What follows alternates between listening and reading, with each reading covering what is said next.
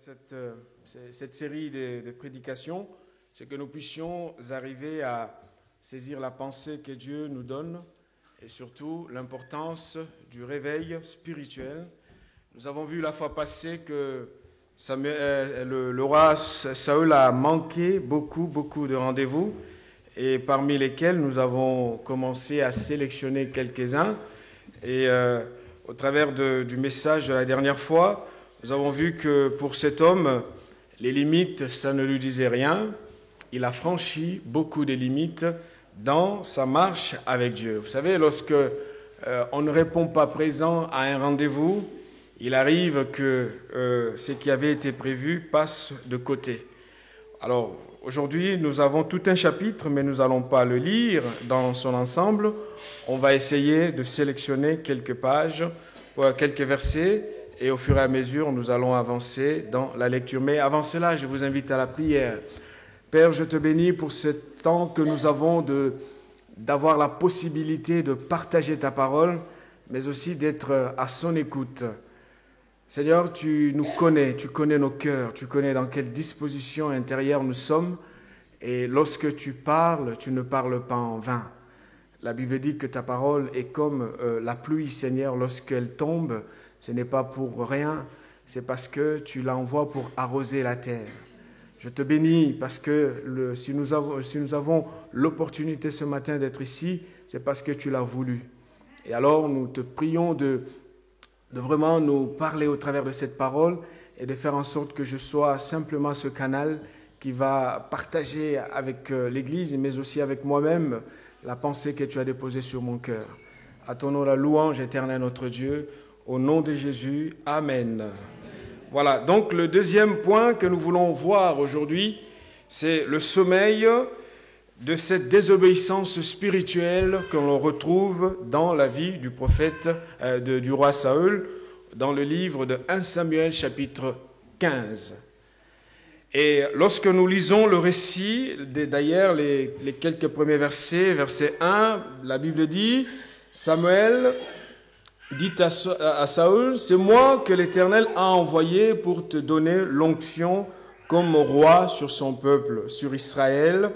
Écoute donc ce que dit l'Éternel.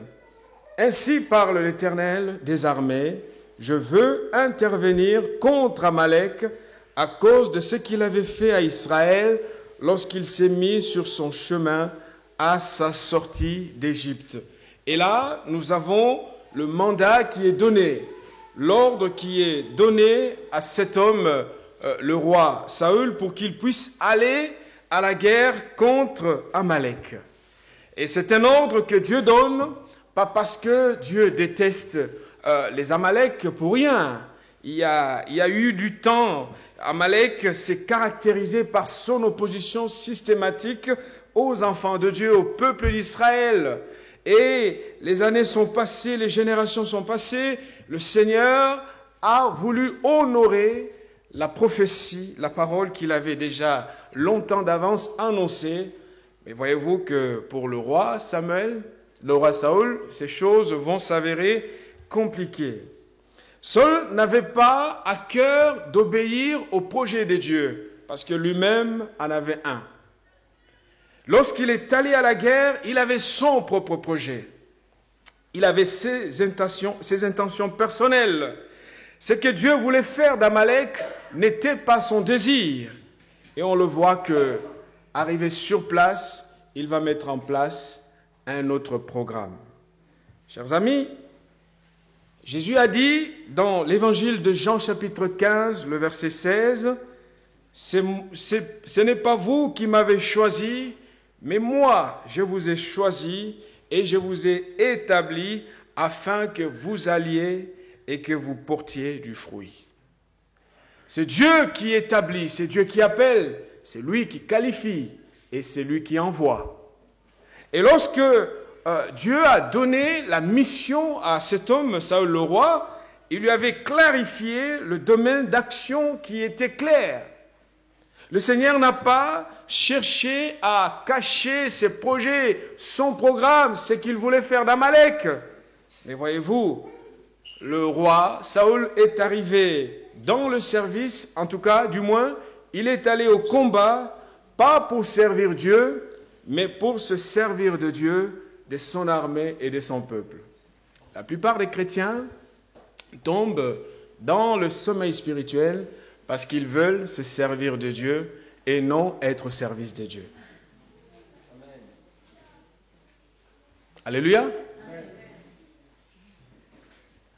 On veut se servir de Dieu, de ce qu'il peut donner, de ce qu'il peut accorder, de toutes les bonnes choses qu'il peut nous donner. Mais on refuse volontairement de servir, d'être au service de Dieu. Et lorsque l'homme cesse d'être au service de Dieu, il est automatiquement à son propre service et surtout s'il a les possibilités d'utiliser toute la logistique que Dieu lui met à sa disposition, il va la détourner pour réaliser son propre projet, réaliser ses propres intentions. Alors, parfois, lorsqu'on lit les 2 premiers versets, on a l'impression que les mots sont quand même très forts. Pourquoi il fallait que Amalek soit supprimé et que sa mémoire soit effacée? D'abord, qui était Amalek? Dans la Bible, Amalek est issu de Moab, de la génération plutôt d'Ésaü, et c'est de là qu'il descend. Et Amalek se caractérise comme étant l'ennemi implacable d'Israël. Lorsque nous lisons Exode chapitre 17, à partir des versets 8 à 16, nous voyons que ce peuple s'est comporté de façon impitoyable à l'égard des enfants d'Israël. Au point que Israël venait juste de sortir de l'Égypte, ce n'était pas encore une grande nation guerrière. Et Amalek va barrer la route à Israël. Nous reviendrons sur ces passages. Je vais juste citer le verset 16 de Exode 17. Moïse a vécu, non seulement lui, mais aussi les autres anciens à ses côtés, ils ont vécu un moment d'épreuve qui n'était pas n'importe quelle épreuve. Ils ont dû combattre, ils ont dû persévérer, au point qu'à la fin du chapitre 17, le verset 16, la parole de Dieu dit ceci, c'est Moïse qui parle, parce que la main de l'Éternel, la main a été levée sur le trône de l'Éternel, il y aura guerre de l'Éternel contre Amalek de génération en génération. Guerre de l'Éternel parce que ce peuple s'est comporté avec une haine qu'on ne peut pas déterminer. Vous savez, lorsque l'ennemi, lorsque notre adversaire nous livre le combat, s'acharne sur nous, l'objectif est de détruire toute l'espérance que Dieu veut voir en chacun d'entre nous. Pendant longtemps, Amalek va faire des coalitions avec d'autres peuples pour plonger Israël dans une grande souffrance. On lira dans Juges chapitre 3, la parole de Dieu dit, versets 13 et 14, « Églon réunit à lui les fils d'Ammon et les Amalécites, encore eux. Et il se mit en marche, il battit Israël et ils s'emparèrent de la ville des palmiers. Et les enfants d'Israël furent asservis 18 ans à Églon, roi de Moab. 18 années de servitude, de souffrance, parce que Amalek et les autres peuples sont venus les attaquer. Et ce n'est pas fini. Juge encore, chapitre 6, verset 3, la Bible dit, « Quand Israël avait semé, Madian montait avec Amalek et les fils de l'Orient et ils marchaient contre lui. » Il y a des moments où vous voulez juste sortir la tête de l'eau et vous avez quelque chose, une situation qui vient vous enfoncer davantage. Et vous maintenir dans cette position d'extrême souffrance, d'extrême humiliation. On n'a pas les moyens de se constituer en homme libre. Et chaque fois qu'on veut y arriver, cette oppression vient pour détruire l'image de Dieu en nous. Et donc, c'est un ensemble de choses qui va pousser à ce que Dieu prenne une décision. Et le décret va être signé dans le livre de Deutéronome, chapitre 25, les versets 17 à 19. Écoutez ce que Moïse dira de la part de Dieu aux enfants d'Israël qui restent. « Souviens-toi de ce que te fit Amalek pendant la route lors de votre sortie d'Égypte.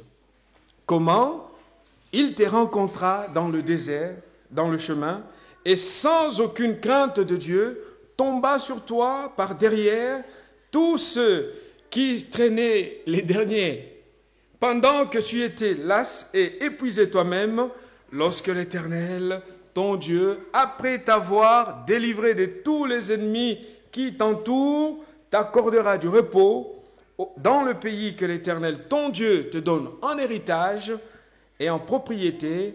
Tu effaceras la mémoire d'Amalek de dessus les cieux. Ne l'oublie pas. Ordre donné, parole rappelée, mais ces choses, Saül n'a pas envie de les réaliser. Or, peut-être que dans sa conception, il se sentait plus juste que Dieu et qu'il n'avait pas envie d'accomplir ce programme qui, à ses yeux, pourrait représenter un programme extrêmement difficile. Mais sauf, ce que Saül ne savait pas, c'était que lui n'avait pas connu l'humiliation que ses ancêtres ont connue au travers de l'oppression des Amalécites. Frères et sœurs, lorsque Dieu nous appelle, nous entrons dans son projet, dans son programme. Parfois, nous ne savons pas ce qui a eu lieu dans le passé. Nous faisons partie d'une grande histoire. Et quand Dieu nous envoie, quand Dieu nous mandate, nous n'avons pas besoin de passer notre temps à faire des discussions, mais au contraire, comprenons quelle est la direction de Dieu, quelles sont les attentes de Dieu pour que nous puissions les mettre en pratique. Une fois qu'on commence à négocier les intentions de Dieu, on tombe dans cette espèce de sommeil qui a frappé cet homme au point qu'il a oublié complètement que c'est d'abord la volonté de Dieu qui doit être tenue. Amen.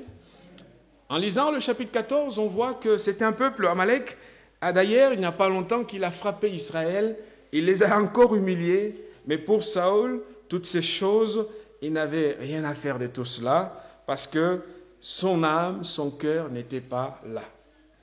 Et vous savez, ça c'est l'Amalek physique, mais spirituellement, nous aussi, l'Église de Dieu, nous faisons face à un autre Amalek. L'Amalek qui est ici l'image de notre corps, de notre nature spirituelle qui sans cesse cherchera à nous barrer la route, à nous empêcher de grandir avec Dieu, à ce que nous puissions être obéissants et que nous puissions soumettre nos vies au Seigneur. La chair s'exprimera. Et contre Amalek, la solution doit être radicale. L'apôtre Paul dira, tous ceux qui sont en Christ ont crucifié la chair avec ses passions et ses désirs. Alléluia. Notre chair, image d'Amalek, mérite la crucifixion. Si nous essayons de négocier et de dire que je peux faire de telle ou de telle façon, elle finira par nous barrer la route de la promesse de Dieu. Elle finira par nous plonger dans une extrême souffrance. Aujourd'hui, les plaisirs que cela peut procurer, oui, c'est vrai que la chair, ça tente, mais si nous ne la traitons pas avec rigueur et que nous ne comprenons pas que notre chair est l'image spirituelle d'Amalek, nous risquons d'être dans une grande souffrance. Alors, si je dis que Saül avait sombré à cause de son agenda personnel, c'est parce que le texte que nous lisons nous rappelle trois choses principales. La première est que cet homme, Saül, est revenu derrière l'engagement qu'il a pris avec Dieu. Il est revenu. Deuxièmement, on remarque dans 1 Samuel chapitre 15 sa cupidité, son amour du matériel, les biens matériels. Et troisièmement, on constate chez lui dans le chapitre 15 qu'il avait une connaissance magique de Dieu. Dieu, c'était à la limite l'image d'un gourou. Il suffit que je lui donne mon offrande et alors il sera content et il me donnera ce que je veux. Je vais expliquer, on va revenir. Le même chapitre, versets 10 à 11, nous lisons.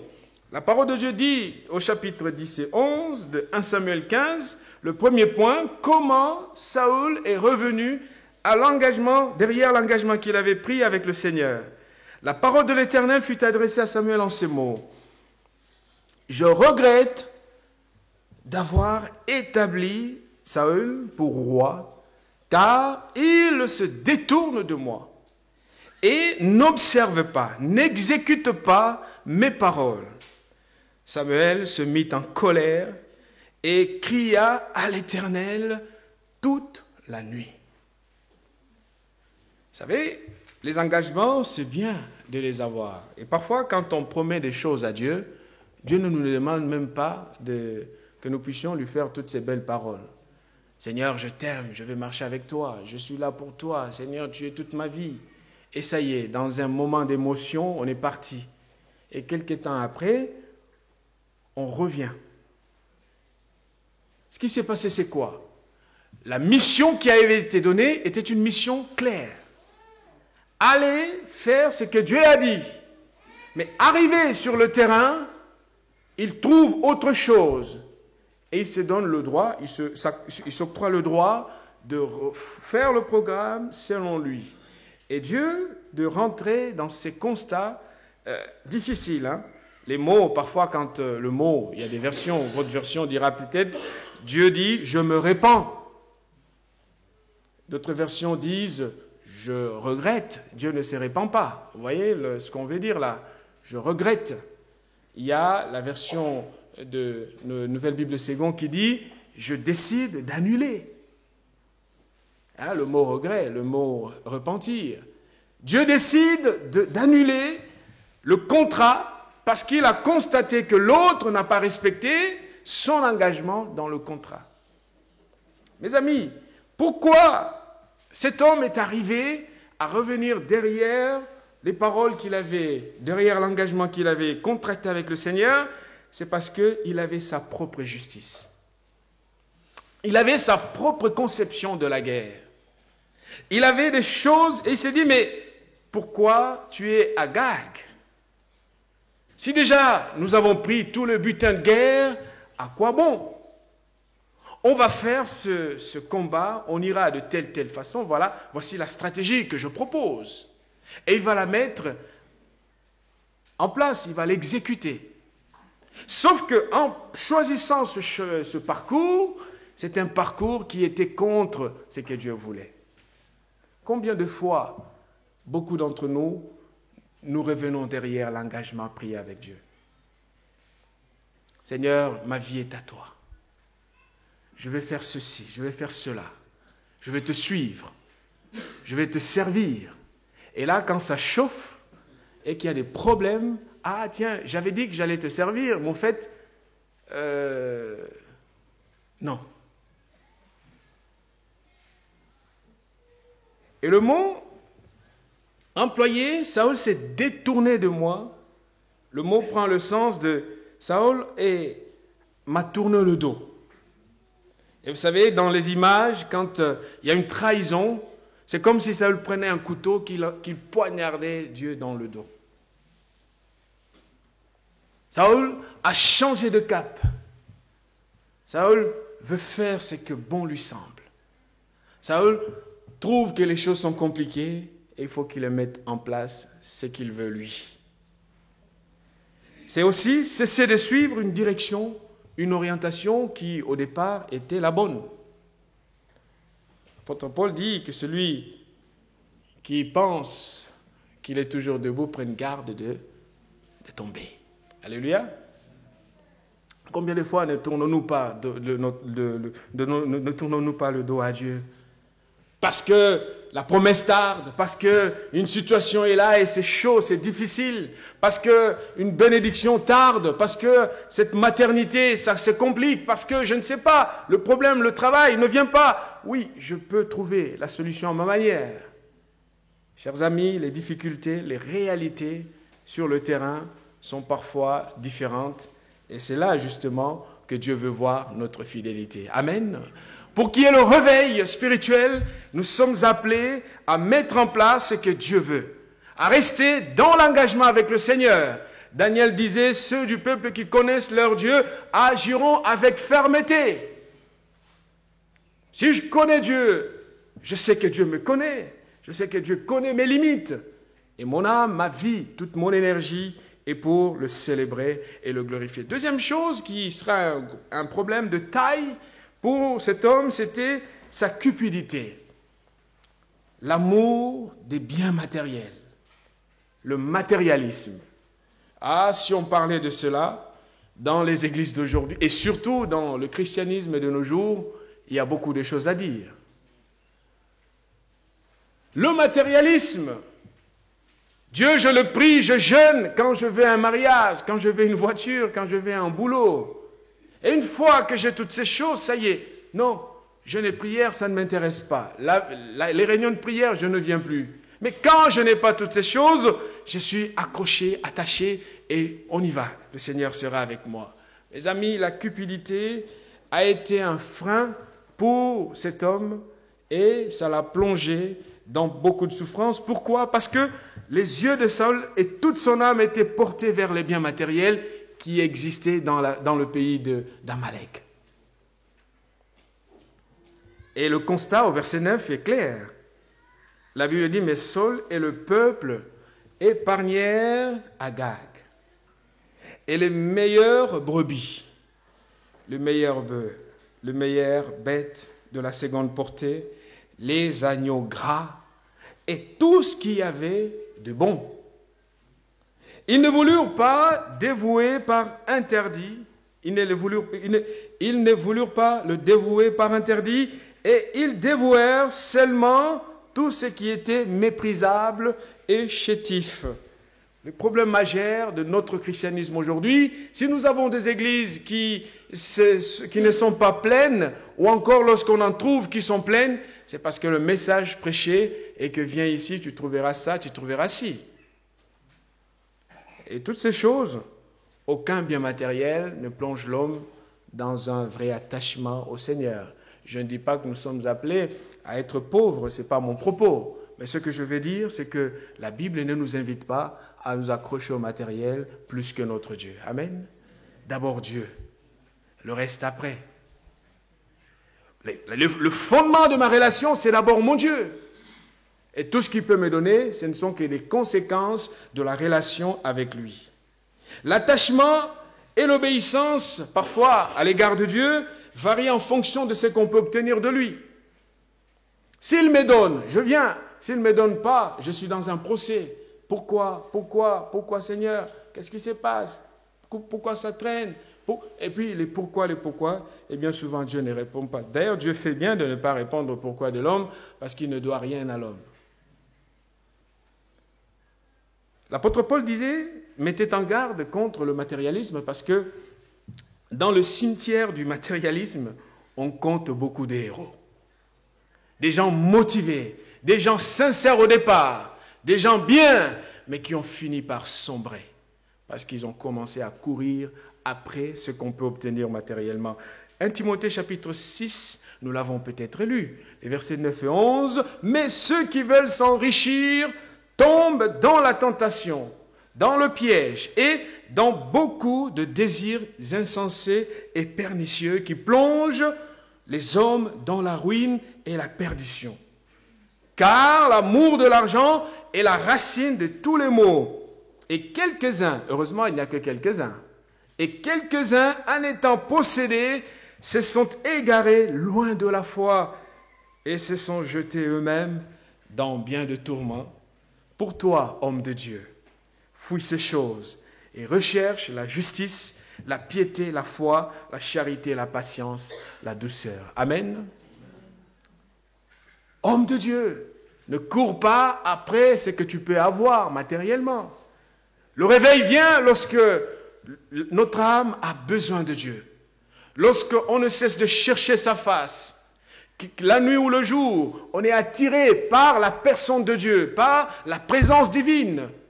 Et c'est en ce moment-là que Dieu réveille notre conscience et notre vie devient une histoire de la présence divine, parce que nous ne sommes pas attirés par le matériel, mais nous sommes attirés par le Dieu qui donne toutes choses. Amen. Vous savez, ne cherchons pas les dons, mais cherchons le donateur. Si j'ai le donateur, j'ai tout ce qu'il faut. Alléluia. L'apôtre Paul met en garde, même dans l'Église, et même parmi les pasteurs, les prédicateurs, les serviteurs de Dieu. Paul dit dans Philippiens chapitre 3, versets 18 à 20, « Car il en est plusieurs qui marchent en ennemis de la croix. » Je vous en ai souvent parlé. Vous voyez, le problème ne date pas d'aujourd'hui. Vous voyez, c'est depuis ce moment-là, depuis le 1er siècle déjà, le problème était là. Pasteurs ou prophètes, ou quand ces gens encore, ils étaient déjà là et qui marchaient en ennemi de la croix. Et lorsqu'ils marchent en ennemi de la croix, comment voulez-vous qu'il y ait le réveil? On peut parfois agiter les émotions, de la bonne musique, de l'ambiance, mais la bonne musique, l'ambiance, ça ne fait pas le réveil. Le réveil, on le constate lorsqu'on est chez soi et qu'on sent le désir d'aimer Dieu. Et que face à un péché, on est décidé de ne pas aller dans cette direction. Il n'y a personne qui me voit, mais Dieu me voit.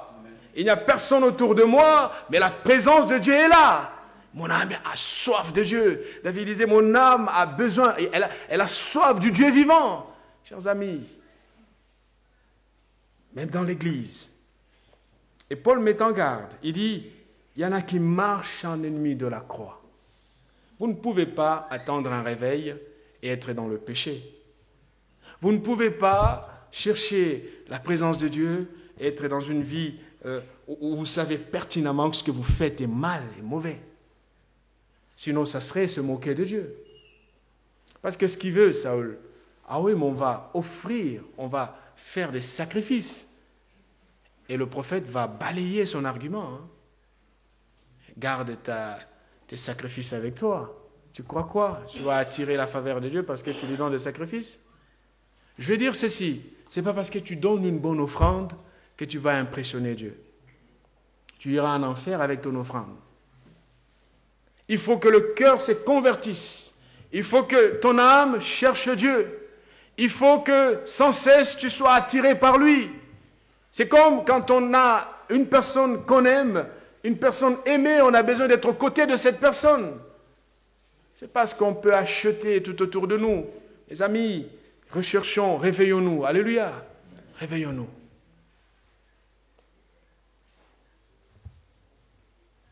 Paul dit, j'en ai parlé et j'en parle encore maintenant en pleurant. L'apôtre pleure quand il en parle. Leur fin sera la perdition, car ils ont pour Dieu leur ventre. Ils mettent leur gloire dans ce qui fait leur honte. Et ils ne pensent qu'aux choses de la terre. Mais nous, quant à nous, notre cité, à nous, est dans les cieux. Alléluia. D'où nous attendons aussi comme sauveur le Seigneur Jésus-Christ. Les amis, ne cherchons pas, ne pensons pas que Dieu, nous allons l'attirer, ou que nous allons l'amadouer. Ça, c'est une conception, je dirais, une conception non chrétienne, une conception erronée, une conception païenne de Dieu. Je n'attire pas la faveur de Dieu par rapport à ce que je lui donne, mais je comprends que tout est grâce et ma vie est appelée à répondre à la grâce qui m'a été manifestée. Amen. Nos valeurs sont différentes de celles du monde. Si pour le monde, il y a une certaine façon de faire, nous, peuple de Dieu, qui voulons et aspirons au réveil, nos valeurs sont différentes. L'apôtre Jean le dit dans 1 Jean chapitre 2, versets 15 à 17, « N'aimez point le monde, ni les choses qui sont dans le monde. Si quelqu'un aime le monde, l'amour du Père n'est point en lui. Car tout ce qui est dans le monde, écoutez la liste, la convoitise de la chair, la convoitise des yeux, l'orgueil de la vie, n'est bien point du Père, mais vient du monde. Et le monde passe et sa convoitise aussi. Mais celui qui fait la volonté de Dieu demeure éternellement. Amen. Demeure éternellement. Quand on a de Dieu une conception magique, on peut embaucher un pasteur pour soi. On peut se payer un prophète. Tiens, on arrive, on sait, mais bon, il est là pour moi, je lui donne ça, il va prier, il va m'agiter la main sur la tête et ça va marcher. Et ça peut rester comme ça des années, rien n'ira. Ce que Dieu veut, c'est quoi? C'est que nous soyons un peuple de sacrificateurs. Un peuple qui est debout, réveillé, parce que le réveil ne viendra pas parce qu'on a imposé la main sur ma tête. Le réveil viendra lorsque mon âme aura davantage soif de Dieu. Lorsque je chercherai le Seigneur et que je me détacherai de toutes les choses qui m'empêchent de développer une communion, une relation avec lui. La cupidité de Saül a été un problème et son amour du matériel l'a plongé dans beaucoup de souffrances. Et quand je parle de la connaissance magique de cet homme, on peut lire au chapitre, les versets 20 et 21. Versets 20 et 21 de 1 Samuel chapitre 15. Saül répondit à Samuel, j'ai bien écouté, enfin, en plus il ment, hein, il ment dans le faux, c'est un truc bizarre. J'ai bien écouté la voix de l'Éternel et j'ai suivi le chemin sur lequel l'Éternel m'a envoyé. Pourtant c'est faux. J'ai amené Agag, roi d'Amalek, et j'ai voué les Amalécites à l'interdit. Mais, on avait dit, hein, la faute c'est toujours celle des autres. Mais le peuple a pris sur le butin du petit et du gros bétail comme prémisse de l'interdit. Hein. Là encore, il y a une subtilité. Hein. On va supprimer le reste, mais on prélève les prémices de l'interdit. Attendez, vous savez, le péché nous plonge toujours dans une spirale difficile. On va trouver des explications, on va essayer, tiens, c'est parce que j'ai... Mais non, quand on est dans le faux, il faut dire, Seigneur, je me suis trompé. Je regrette profondément, pardonne-moi. La différence entre les deux hommes, ça sera, tous commettent des péchés, mais David ne se justifie pas. David ne donne pas d'explication. Quand on lui dit, tu as fait ça, il dit, oui, j'ai fait ça, et tout de suite, il tombe devant le Seigneur, il demande pardon. Voilà, Saül, c'est quoi? Ah, le peuple. Vous savez, la faute, quand elle est toujours celle des autres, c'est beaucoup plus facile. Le peuple a appris.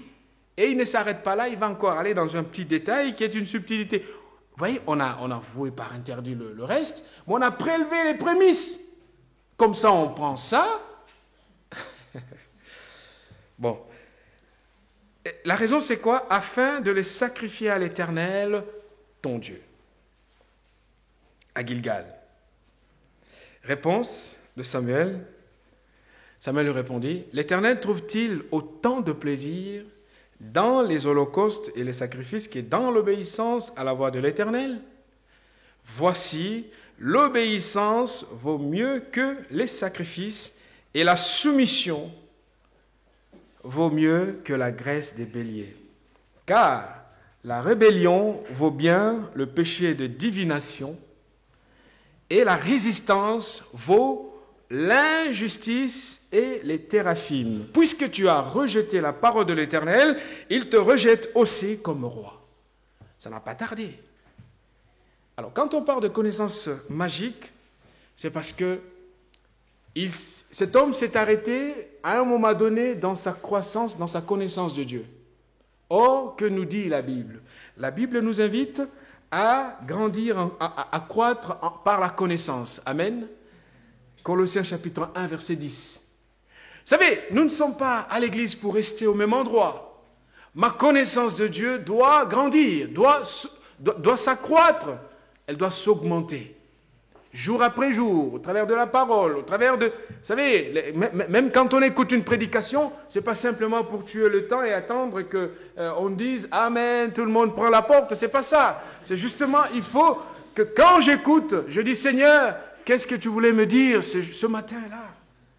Si je suis interpellé, tu connais mon cœur, pardonne-moi. » De toute façon, personne n'a le droit de vous juger ici, personne ne le fera. Si quelqu'un le fait, il faut le recadrer, hein. C'est Dieu qui juge. C'est Dieu qui juge. Mais Saül s'est arrêté dans sa croissance au niveau de la connaissance de Dieu.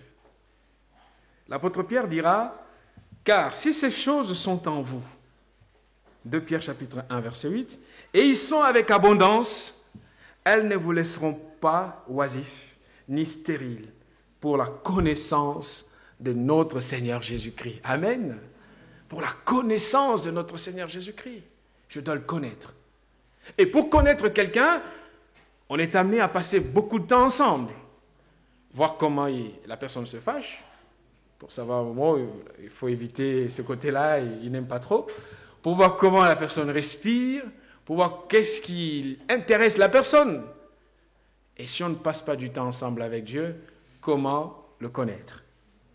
Et le prophète de préciser que la désobéissance de Saül à l'égard de Dieu vaut le péché de divination. Alors, la divination, si vous voulez, vous le savez, c'est l'art occulte de découvrir ce qui est inconnu. On va voir un devin parce qu'on veut savoir le passé, on veut connaître le cachet, on veut savoir les trésors. Qu'est-ce que j'aurai l'année prochaine? Comment ça va se passer? Et si Saül s'était repris bien avant, il n'allait pas tomber dans ce péché parce qu'il va plus tard tomber dans ce péché. Vous avez lu le récit. Ça a été quelque chose qui était là dans son cœur. Ça a été ce péché qui le poursuivait. Vous savez, c'est maintenant qu'il faut couper avec quelque chose qui s'attache à nous et dont on sait que si je laisse s'exprimer cette chose, un jour ou l'autre, ça va me rattraper. Il était attiré par le désir de découvrir le cachet. Peu importe l'obéissance, mais l'idée c'est que je vais sacrifier, je vais payer et je vais savoir ce qui se passe. Oh, combien de chrétiens sont dans un christianisme divinatoire. Je ne dirais même pas du christianisme en ce moment-là. Il faut que le mot, qu'on le change. On s'accroche parce qu'on sait que mais bon, il y aura une prophétie, il y aura une révélation, il y aura quelque chose. Et on part d'église en église, de porte à porte. Et au final, on aura fait le tour du monde en étant toujours déçu. Et on a de la chance si vous ne tombez pas dans les mains de quelqu'un qui vous manipule. Parce que si vous tombez entre les mains d'un gourou, il vous détruit. Ce péché était là dans son âme. Il voulait savoir ce qui se passerait. Pourtant, le prophète le lui a dit, attention, la manière dont tu te comportes reflète que tu as de Dieu une connaissance divinatoire. Dieu est notre Père. Amen. Dieu est notre Père. Tout ce qu'il nous donne, il ne nous donne pas parce que nous le méritons, mais il nous donne par amour. Il nous donne gratuitement. Et donc, si vous voulez voir comment Saül est tombé dans ce péché de divination, lisez le chapitre 28, lorsque Samuel n'était plus, et qu'il lui était important, impératif de savoir ce qui se passe, mais il ne va même pas se jeûner, il va rentrer dans la maison d'une femme qui faisait de la divination, et sur place, il va consulter quelqu'un qui parlait au nom de l'Éternel. Quelqu'un qui disait qu'il connaissait le Seigneur. Quelqu'un qui connaissait l'interdiction. Parce que Deutéronome 18 interdit cela. En tant que fils d'Israël, il a dû entendre ces choses. Mais malgré le fait qu'on le lui a dit qu'il était interdit d'aller voir les devins, cela ne l'attirait pas, ne le concernait pas. Il a fait ce qui était au fond de son âme. Chers amis, ce matin, traitons nos problèmes. Vous savez, le taureau, il faut le prendre par les cornes.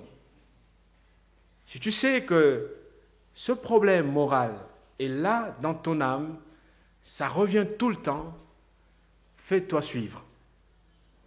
Viens prier, fais quelque chose, parce que tu vas laisser ce problème, un jour ou l'autre, il l'emportera sur toi. Le taureau, il faut le prendre par les cornes. Spirituellement, tu ne grandiras pas si ce péché est toujours là. Il est là. Cette situation est en permanence. Tu as beau prier, Seigneur, je prie. Mais oui, il faut prier et venir dire le problème. Et si lui, il avait avoué sa situation et qu'il avait reconnu, parce que c'était au travers de son comportement que le prophète a dit, ce que tu es en train de faire, ça s'appelle de la divination.